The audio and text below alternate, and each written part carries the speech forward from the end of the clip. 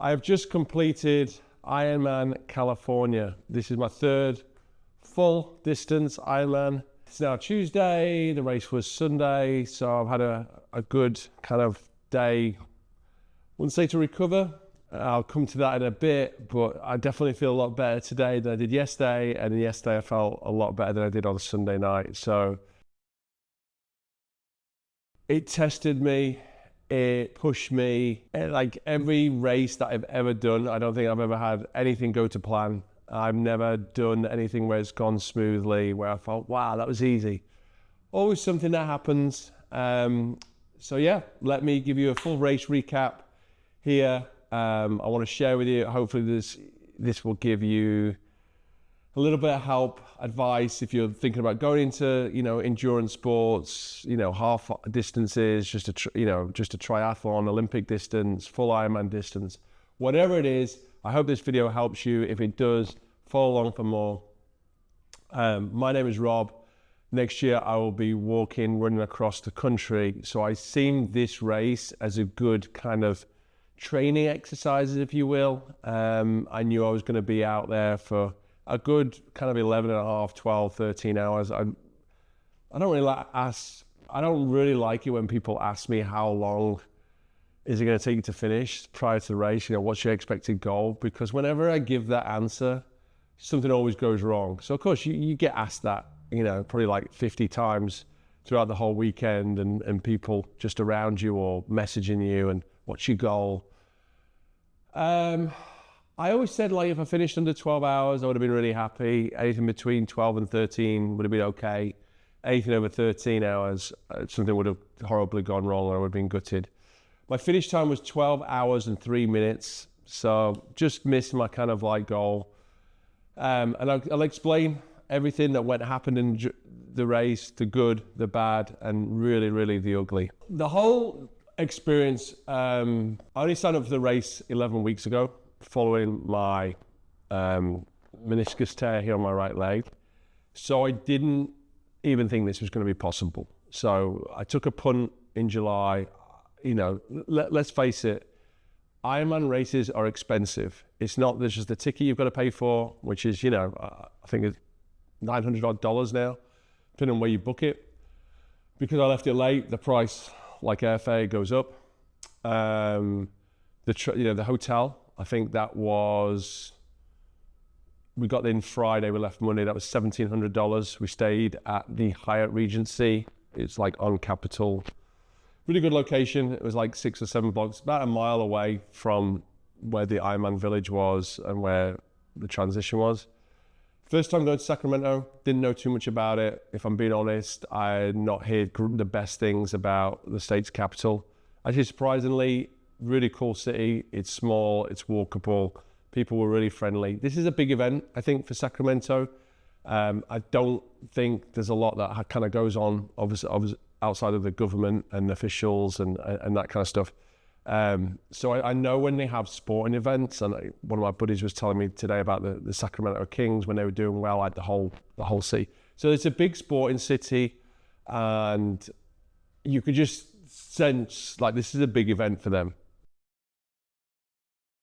Not just about me, okay? So I think anyone watching this who's done endurance sports, it's not just about the person physically doing the race. It takes a village, and I mentioned this before. My wife, my kids, the volunteers, and from the get-go, I just want to thank the volunteers. There's hundreds, if not thousands, of volunteers that give up their Sunday, their time for like a bunch of people, thousands of people running around, swimming, biking, and running in kind of leotards, right? Lycra. And those volunteers, they really keep you going. And I saw, from probably like 13, 14, maybe 14, I don't really know, but there were the pretty young kids to kind of seniors, probably like my parents' age in their 80s, helping out. So massive thank you. It's kind of very humbling to really to kind of just have people who are that kind enough to give up their time. It's a big event for the city, as I said, but, take nothing away from the volunteers. So thank you. you can't fake this. You know, my whole life I've been able to kind of like do it my way, I guess, or like find an easier way, or there's got to be there is no easy way to this. I'm going to be brutally honest with everybody. There's no easy way of doing it. Those people who have done a full Ironman distance will know like the countless hours. And, you know, the next thing is I want to thank the participants. I just had this overwhelming emotion. I didn't cry or anything like that, but it was like an amazing, overwhelming emotion. I put everything into this race. Like, I don't think I could have put anything else in, like physically. Like, I'm 220 pounds. I'm not the fastest runner. I'm never gonna, like, there's a guy I compete with. He's my buddy who does it with me. And I was looking at him on Saturday night and I said, how much do you weigh? Well, it's 160 pounds. And I'm like, I've got 60 pounds on you. So you've got to get out of your head, right? Straight away. If you're going into this, it doesn't matter what anyone else does. I'm only in control of what I can control. Like, that's as life is. But for me, I know I'm not the fastest runner. And I know next year when I'm going to be running across the country, I'm not going to finish it in the fastest time. Okay, so you've got to lose the ego, drop the ego. All of that kind of thought. It's the same like I said before. If people pass you, let them pass you. Okay, they're doing their own story. When I crossed that finish line on Sunday, I finally felt that I've given everything. So I was kind of emotionally charged, like I've given fucking everything to maximum that I could at that time. Like, with the amount of training that I had, with all the things that happened, with all the way my body was feeling, the way I'd fueled, the lead up to the race, which, you know, the Saturday, so the race on a Sunday, on the Saturday was a very stressful day, not only for me, but for my wife as well. On the Saturday was a very stressful day, not only for me, but for my wife as well. We have to look after two young kids, entertain them, feed them, get them out, and it just, you know, in a hotel, which is cool. But at the same time, like, I've got this bug in my mind that I've got to get up at 3 a.m. in the morning, so I'm trying not to stress out. It's a very stressful day on Saturday. We're kind of, you know, just the check-in process was stressful and didn't go to plan. I was on my goal was to do like 6,000 or 7,000 steps that day, so keep off my legs. I did 12,000. It just wasn't all planned out. Like, but that's what happens. I was going into the race on Sunday. I felt a little fatigued, if I'm being honest. I didn't feel well prepared. I put my, it sits here on my bike, your computer monitor, and I put it on the bed. I think one of the kids must have put it in the trash bin, because the next time I turned around, it wasn't there. I tore up the whole bedroom looking for it. I lost the $600. It just vanished into thin air, and I don't know where it went. And I raced with the bike so that was the first thing. Stressed about that a little bit. I was so stressed on my bike because I'd had so many mechanical failures in the past. This bad boy, she did not let me down on Sunday, but she had before. Just with the gear system there, there'd been a wire that had popped out in the last race, and the gears didn't work. So I raced the whole race in Oceanside with only one gear. Fortunately, you know, the wheels were good. I checked the tire pressure on about 3 times. In here, if you can see it, but I have one of these bad boys as well. The electric pump. These are tubeless wheels. So I knew if I had I knew I wouldn't have to change another tube. So, okay, so let's talk about the race itself. But going into the race, I got up at 3:30 a.m. I had 2 bagels. I had to kind of get ready in the bathroom. I sat on the toilet, eating my breakfast, tried to make a coffee in the room. I'd been drinking, we'd had pasta the night before. Two family, my family and my friend's family had all been for dinner, which had kind of been a little bit stressful because going to dinner, we were walking the wrong way. We walked a mile the wrong way. We had to walk back with 2 kids. We got to the dinner late.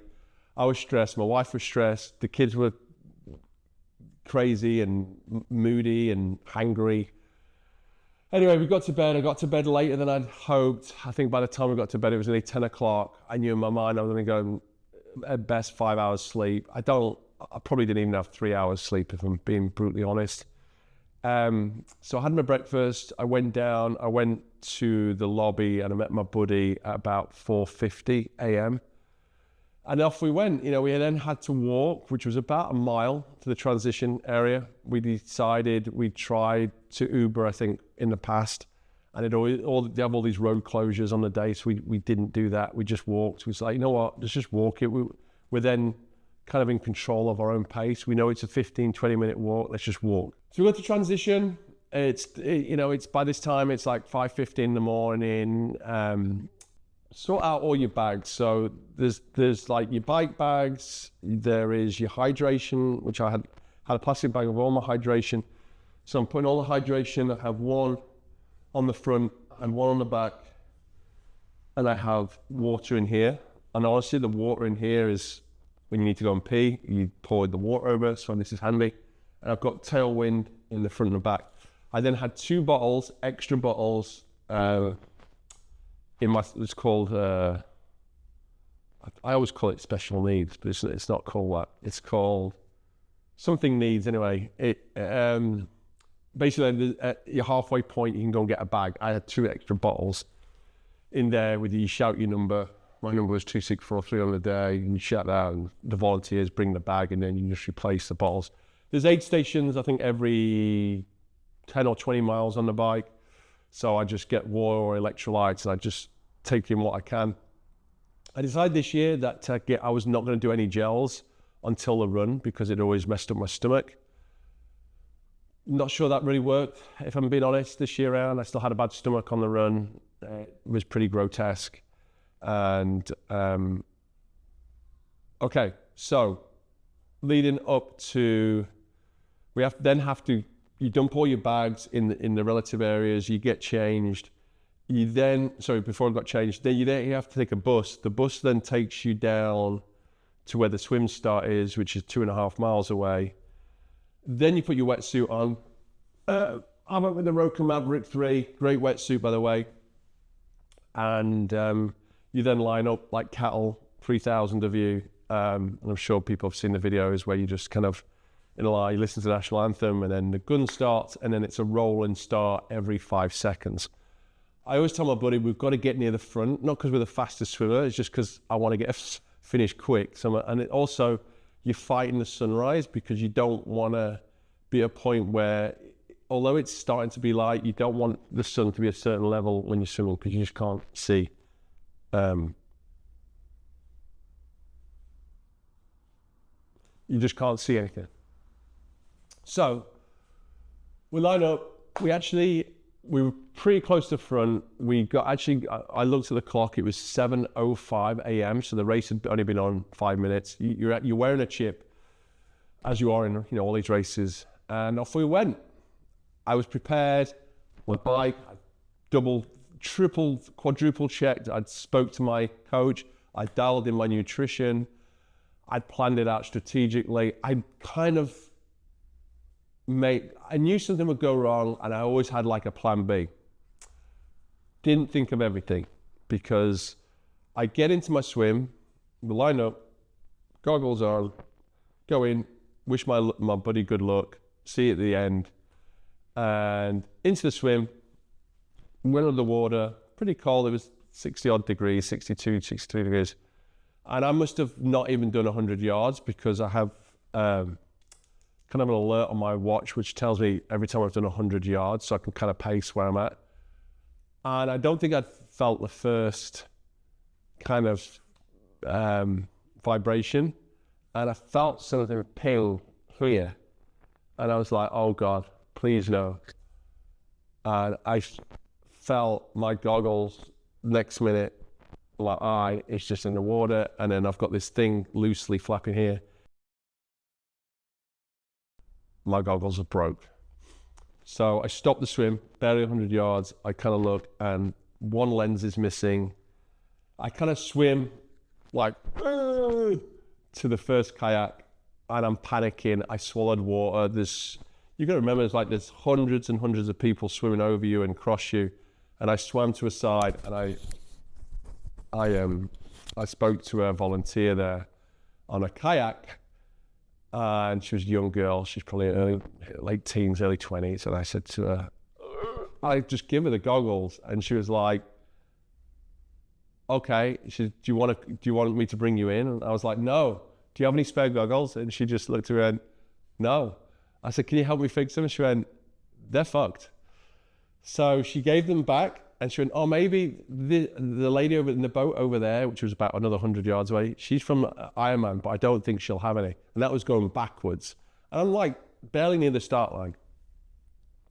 So I then think, okay, well, we'll try the other lifeguard, which is about another 100 yards down that way, which is heading to where you want to be going.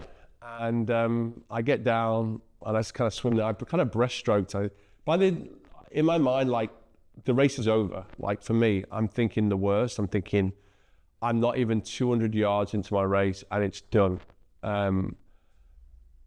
Because I've never swam without goggles before, ever. I'm in a river, and I've got hundreds, thousands of people around me. I have no clue. I'm not the best swimmer anyway. I only started swimming 5 years ago. So I'm not an elite swimmer. And I just thought, okay, what do I do? Funny enough, my buddy who does the race with me, he pulls up, he sees me. By this time, he's kind of, what's going on? I said, I've got no goggles. He goes, oh, man. And he's always around when he sees something goes wrong. Anyway, the second volunteer I stopped at on the kayak, they're kind of, they're all wearing, I think, pink t-shirts, and said the same thing to her, can you help me? No. And she just looked at me and she went, you don't need goggles. Just swim to that bridge.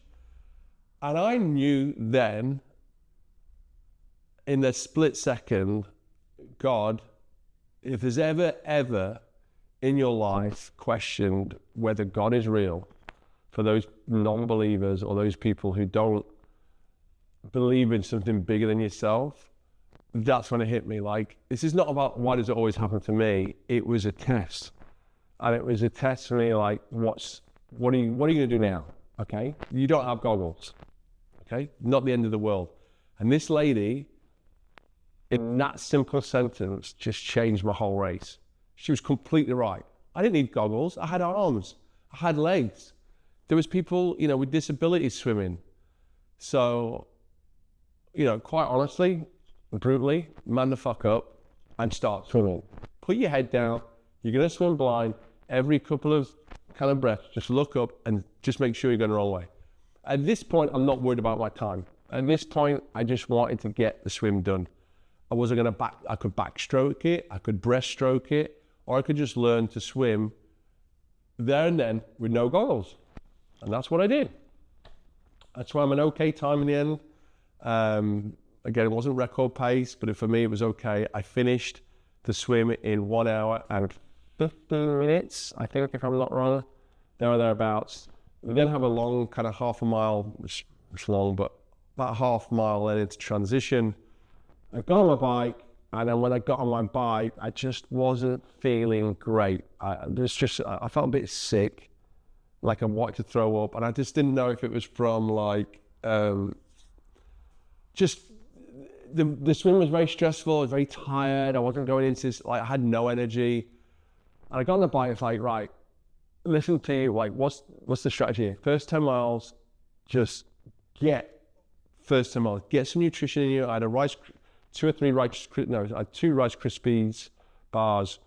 I started to drink my bottles. I knew every 25 miles, I'd calculated I needed to finish one of those bottles that was on my front, for my back, and I was getting 2 more. And then I had a couple of gels in my back. Sorry, they weren't gels. I had a couple of raw honey sachets in my back. and I was going to wait till the end of the bike to take them because of my stomach. Okay, so I got on the bike and I just put everything into it. I knew my bike was my strongest. I knew it was where I could make up a bit more time. Here's the great thing with being a slow swimmer, you get to kind of catch all those people on the bike and being a fast bike. So I always play this little game. You're on the bike for 112 miles. There's nothing much to do for 5 hours. So I just pick people off one by one, and I start counting how many people. And that's what I did. So in the end, I overtook, I think, 412, and I stopped counting after that, and I had about 40 people overtake me. And hats off to those 40 people. So the bike was easy, to be in all honesty. For me, I averaged about 21.9 miles per hour, so 22 miles per hour on the bike for 112 miles, which was okay. But the last, I would say about hit mile 80, so with about 32 miles to go, I started to feel, I'm going to faint, like I'm going to pass out on the bike, because I started to get this like wave of like, almost like shivers, start to feel sick. And then, you kind of put it, you fight this battle, like you're okay. You just think you're thinking too much about it. And again, my anchor is it's the same for everybody, right? It's the same situations, conditions for everybody. Stop being a pussy and just get on with it and dig deep. And then I would remind myself, dude, you just swam 2.5 miles with no goggles. You can fucking do this. So you kind of have this mental thing, and it's like, definitely like, my other anchor is like, I know I'm not the fastest, I'm not the fittest, probably not the strongest, but I am mentally probably up there in the top 10% of the people on the day. I won't let it break me. I won't stop. I won't give up. I won't back down. My mentality is just keep fucking pushing, keep doing it. And that's what I did on the bike. I went 110%. I went too hard on the bike probably, but I knew I had to do that to A, catch up from the time I'd lost on the swim, and B, because I knew like the run was going to be slow. So like I said, going to transition, coming off the bike, it's kind of a big relief because you've been on there for so long and you just want to get, in your mind, you're kind of thinking to yourself, you kind of probably by the time you've done your bike, you're over halfway done because you've only got the run left to do. The bike and the swim, for me, are the easier parts of the race. The hardest is always going to be the run. And that's why I'm running across the country next year, because it's the hardest thing I know I could do. I could bike it, I could, kayak it, I could run in. I don't like running. I'm just not a good runner. And I just know that every day, if I keep doing it a little bit more, I might get a bit better and I might enjoy it a bit more. So over the last 11 weeks, my training has been heavily focused around running. I've been averaging, 70, 80, 90 mile weeks, some weeks. In my taper weeks, it's gone back down to like 40.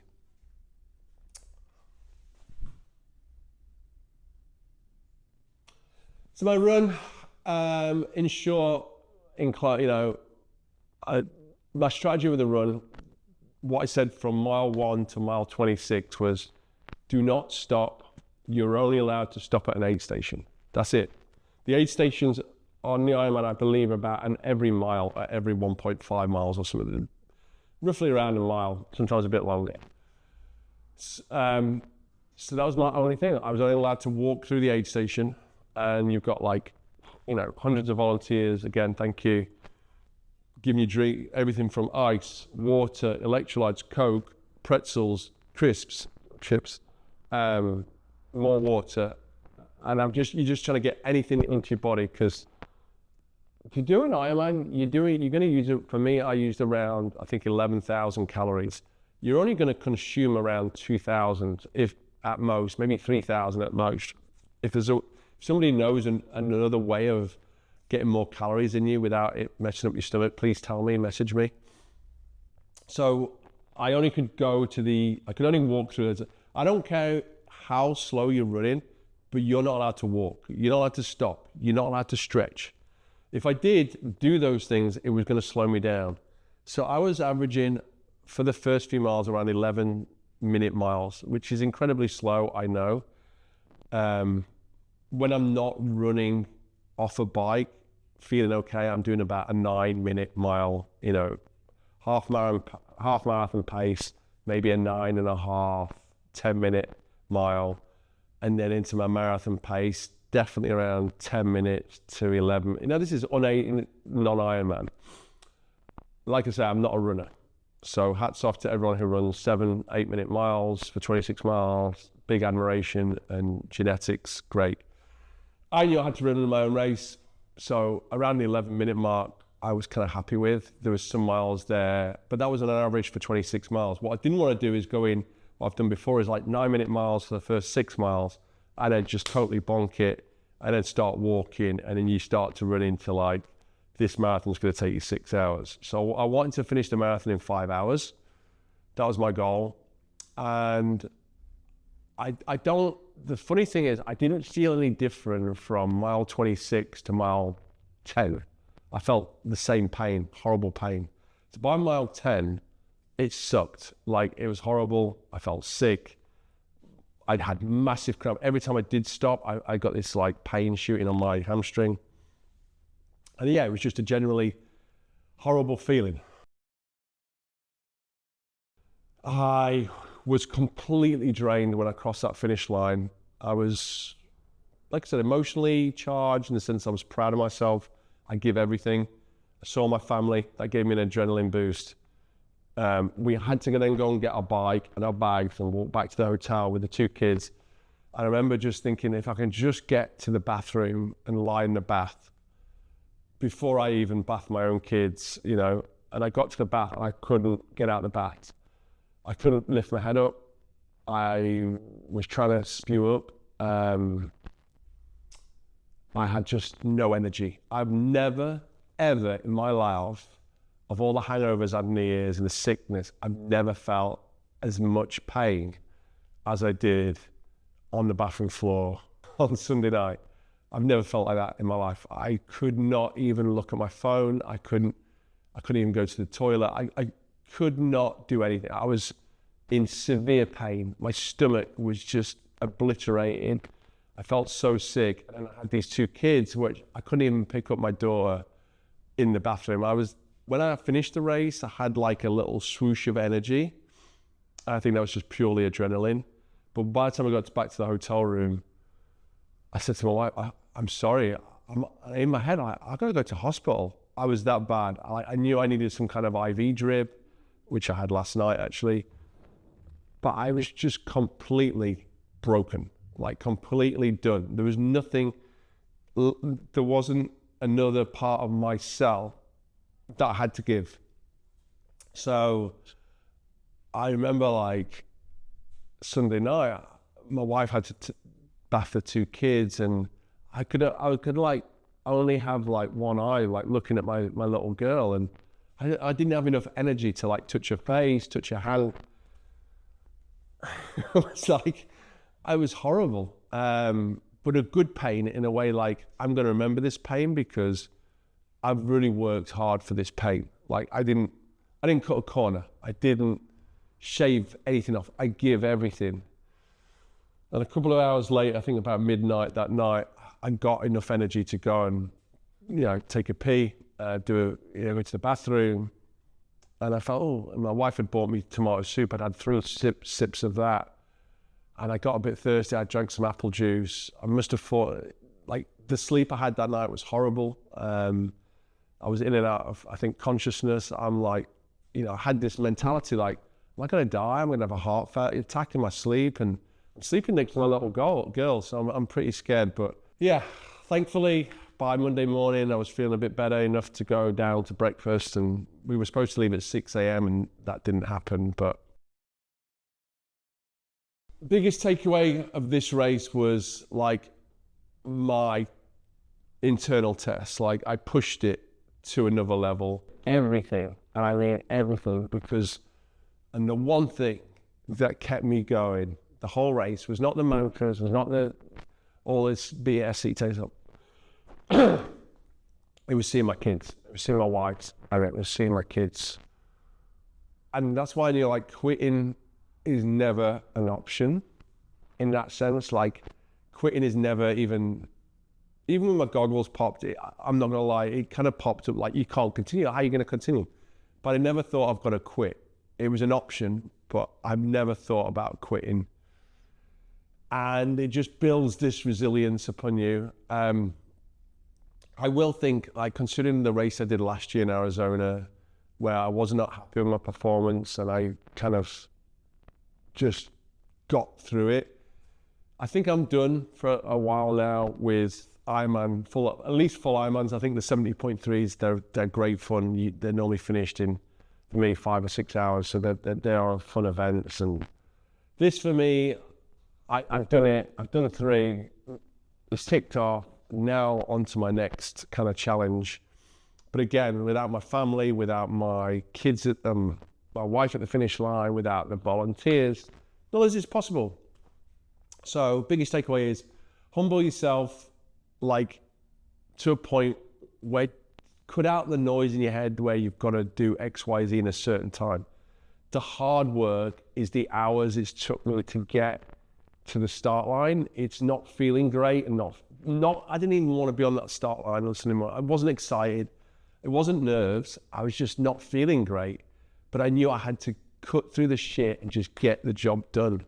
And that's it. And that's, unfortunately, that's what life is, right? Sometimes you just got to cut through it. The finish line is always the bright sparks and the loud announcements. You're an Ironman. It's the 12 hours of hurt, and it's the 3 or 4 months of pain that I've gone through. A few days of rest, heavily focused on walking my brother next year, coming, this was always going to be like a training exercise. I have to rework and rethink how long I want to leave my kids for. I think I have to do it a little bit differently, where I need to be able to see them on maybe a weekly or every 10-day basis. I don't think I could physically go 75 days without seeing them. So that's what's next. Looking forward to my next challenge. I still hate running, but don't hate it as much as I did last week. But definitely, I'm stronger for it. I feel more accomplished from it. I feel proud of myself, finally, and it's not very often I say that. And just, again, huge thanks to everyone who supports me and this wild journey and this wild adventure. And hopefully this can inspire 1 or 2 other people. Just don't give up. Like, you can do it. You're capable of amazing things, but you've got to be able to get up and start doing it and stick to a plan. And it's not about just discipline. It's not about motivation. It's about that area where you're going to dig a bit deeper and you don't give up. And all these things and all these people will tell you that you're going to fail.